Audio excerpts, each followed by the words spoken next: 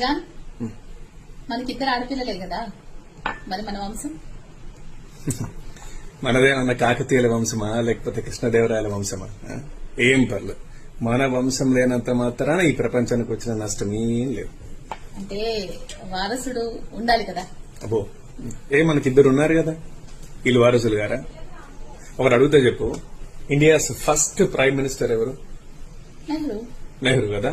ఎంతమంది వారసులు ఉన్నారు ఆయనకి? ఉన్నదొక్క కూతురు, ఆమెదే కదా ఇదంతా ఇప్పుడు నడుస్తున్నదంతా. సో ఎవరైనా వారసులే. లెగసీ కావచ్చు, పేరు కావచ్చు, ఏదైనా సరే ఎవరైనా నడిపిస్తారు. దానికి కొడుకే ఉండాల్సిన అవసరం ఏం లేదు. అంటే మన తర్వాత ఎక్స్టెన్షన్ అంటూ ఉండాలి కదా ప్రపంచంలో. అరే ఇప్పుడు వీళ్ళు ఎక్స్టెన్షన్స్ గారా అయింది, వీళ్ళతోనేమి ఉండదా అయింది నెక్స్ట్. సరే, అసలు నువ్వు ఉన్నోళ్ళ సంగతి మాట్లాడుతున్నావు, అసలు లేనోళ్ళ సంగతి. మనకు India's X prime minister Atal Bihari Vajpayee, ఆయనకి ఎక్స్టెన్షన్ ఉందా? మమతా బెనర్జీ, మాయావతి, జయలలిత, అంతెందుకు president prime minister Narendra Modi, ఎంతమంది వారసులున్నారు? వాళ్ళందరూ కావాలనుకుంటే పెళ్లిళ్ళు చేసుకుని పిల్లలు కనలేకపోయే వాళ్ళ. వాళ్ళకన్నా గొప్పలమా మనం? వాళ్ళకన్నా గొప్ప వంశాలమనే ఎక్స్టెన్షన్ అదంతా ఏం లేదు జన, అంత భ్రమ.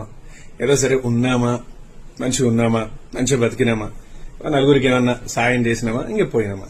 అయినా మనమే పోయిన తర్వాత ఇంక మన వంశం ఎట్లా ఉంటే ఏంది, ఏమైపోతే ఏంది? ఓ పని చేయి,